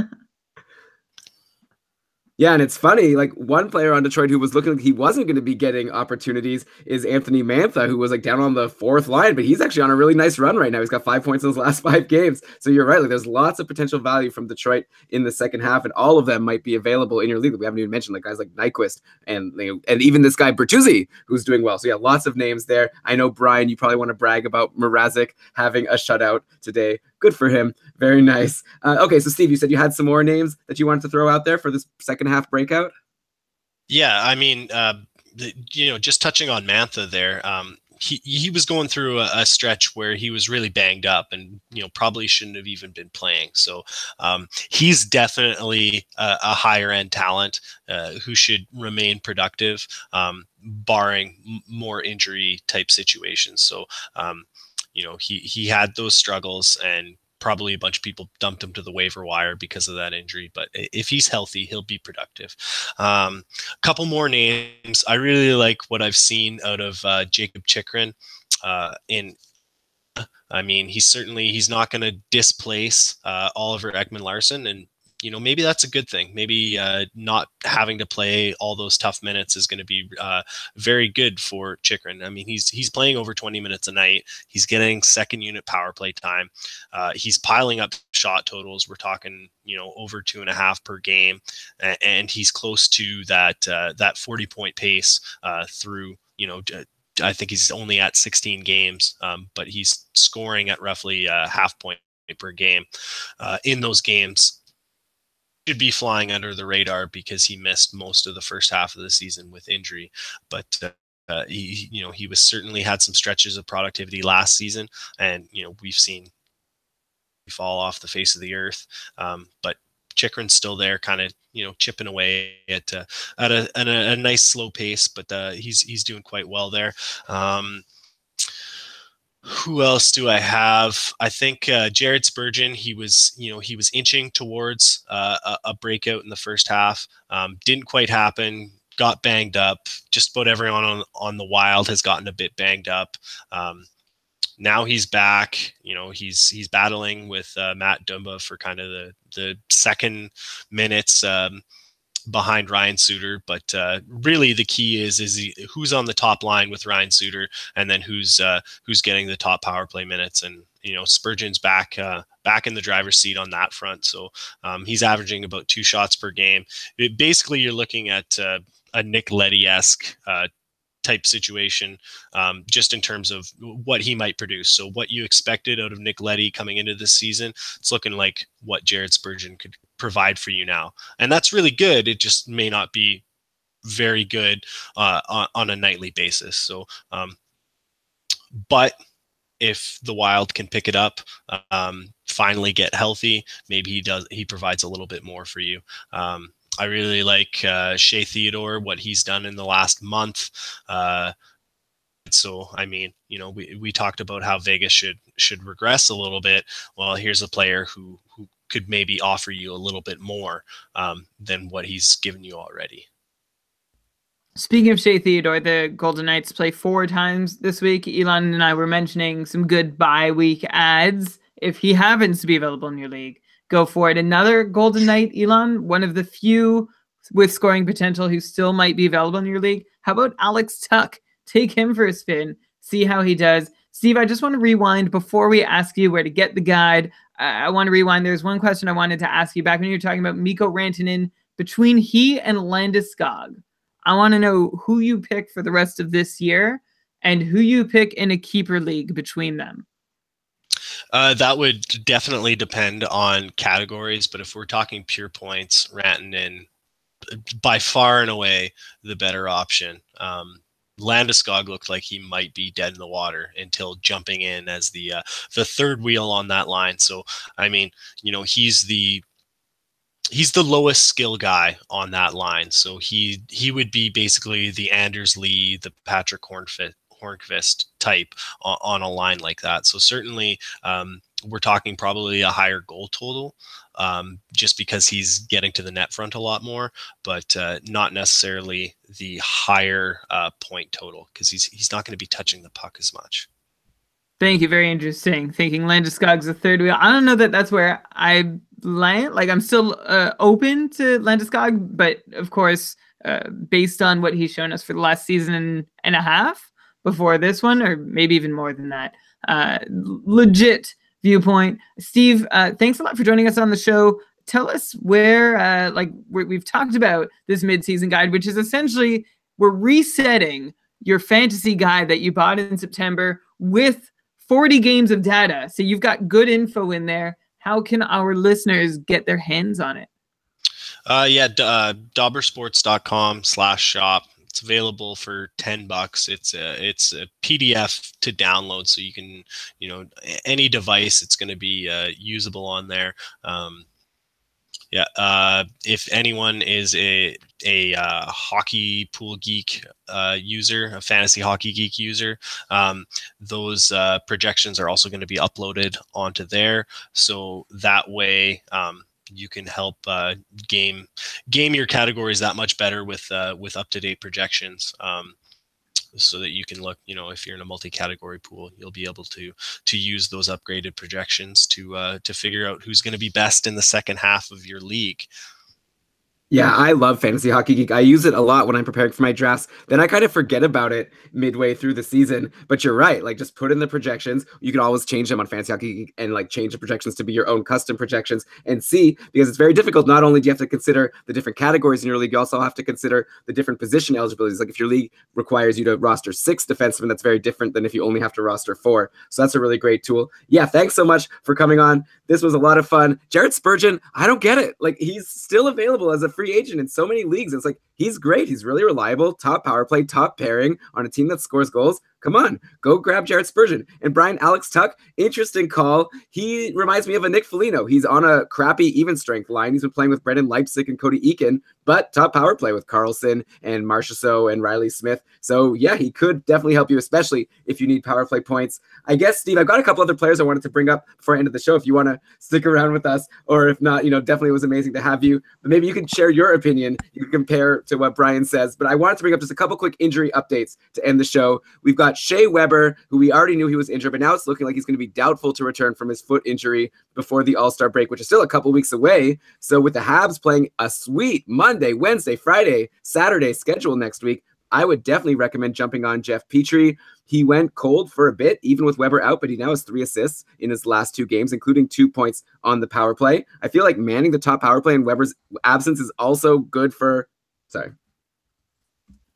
like, aside from manning the top power play, Petrie's also good for a couple hits and blocks in most games. So I feel like, especially for next week with a good schedule, you got to jump on Jeff Petrie in most leagues. Yeah, Weber's been out longer than we thought.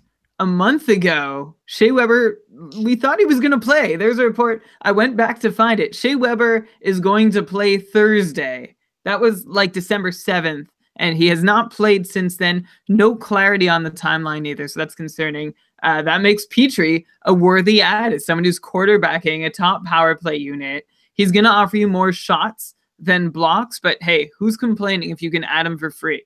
Yeah, and I guess I should ask Steve, actually, the Habs have been one of these teams that have been so disappointing. What do you guys have in the guide for them in the second half? Like, are you guys expecting guys like Pacioretty and even like Carey Price to have a bounce back? Or do you think the second half is going to be a lot like the first?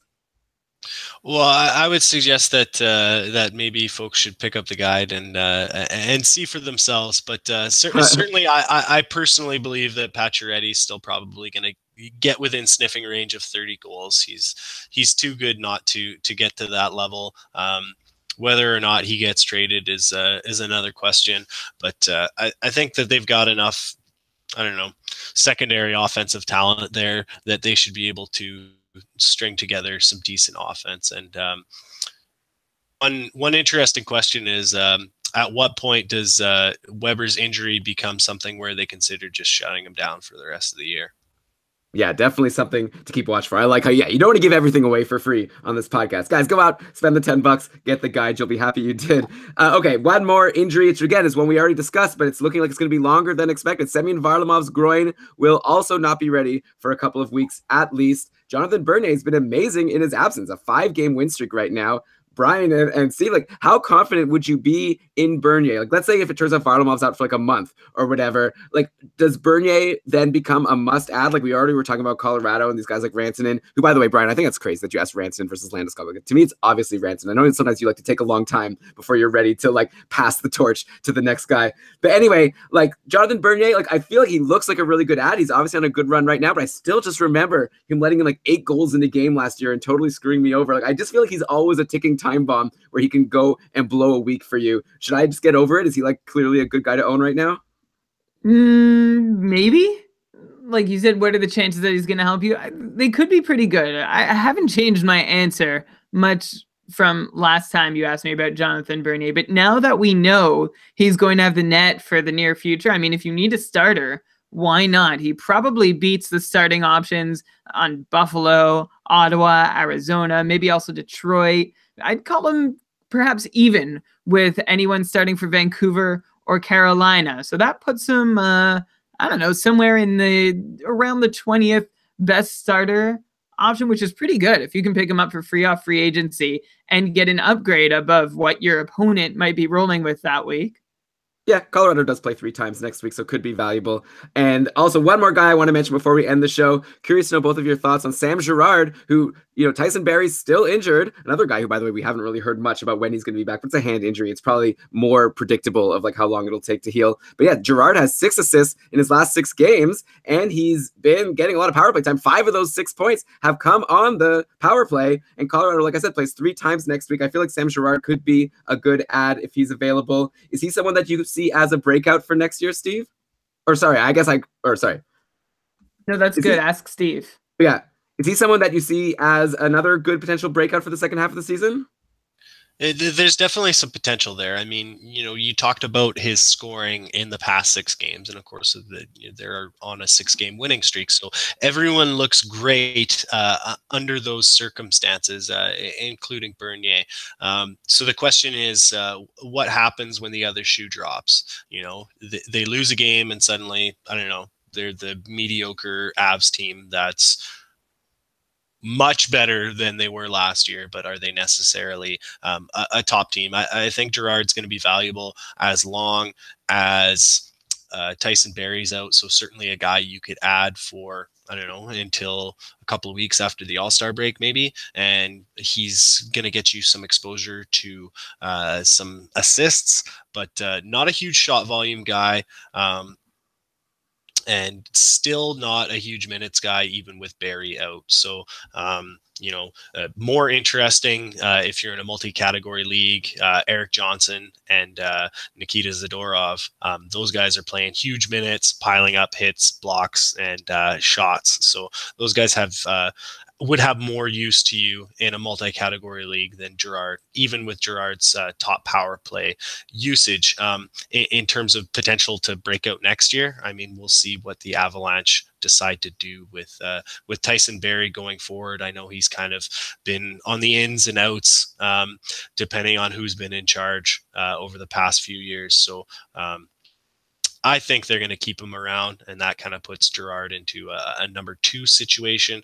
So how much offense can Tyson Yost help provide as a secondary option to kind of give these guys more than one line and the capability to have more than one defenseman be really fantasy relevant across the board? Okay, yeah. Rest of season. Rest of season, and Steve, I'm really taking advantage of you being here because usually I have to answer these questions from Elon. I'm passing the buck to you here. Rest of season, Sam Girard or Jordan Oesterle? Oh, good gravy. Like to own on your team, the guy you want to have on your roster today through to the first week of April.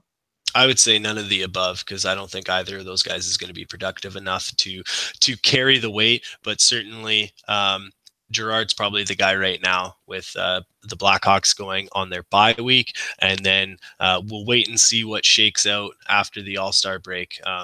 Oesterle's probably going to be the better option longer term, just because of the way that they've been using him on the top pairing.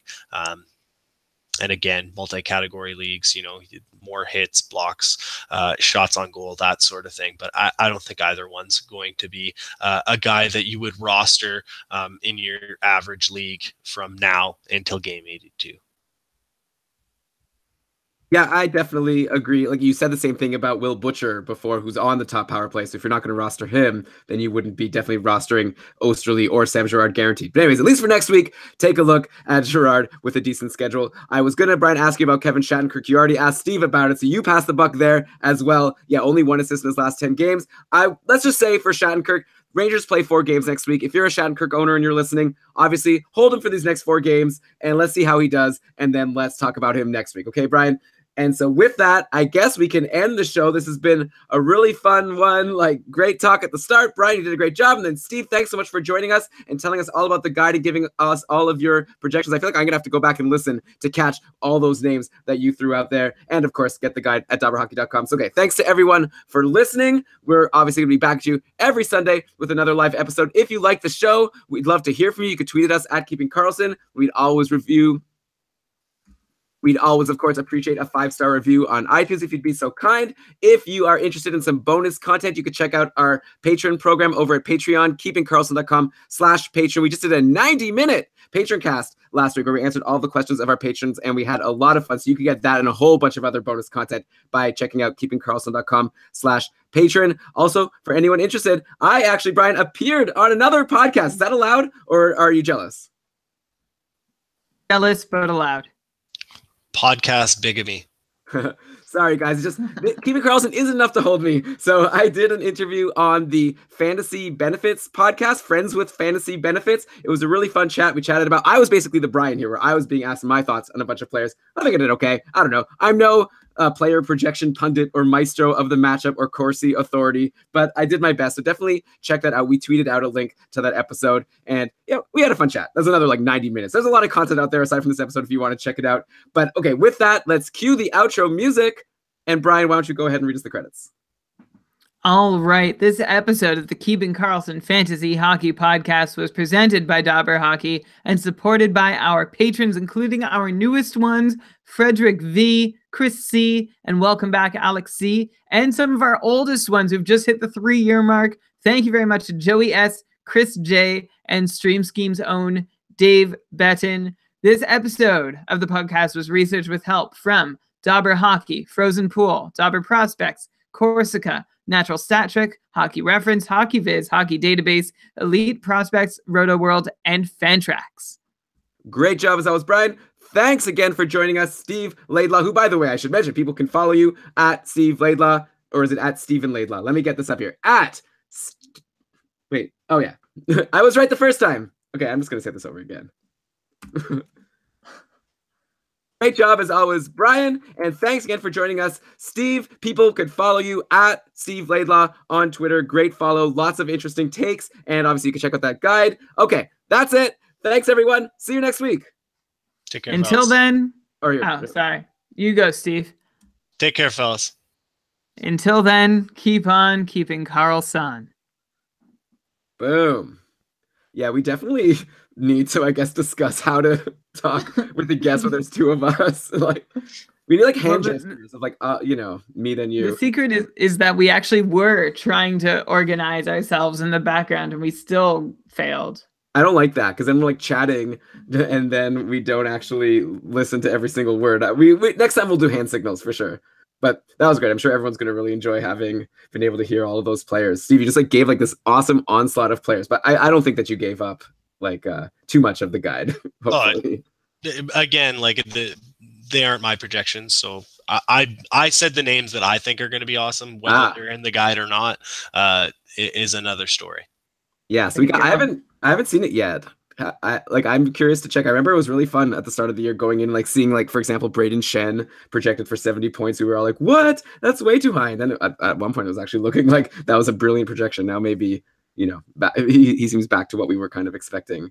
But yeah, I wonder but I mean, that's, you get a 60-point guy who scores at a point per game pace for a month and a half and he turns into a 70-point guy. That's the way she kind of shakes out.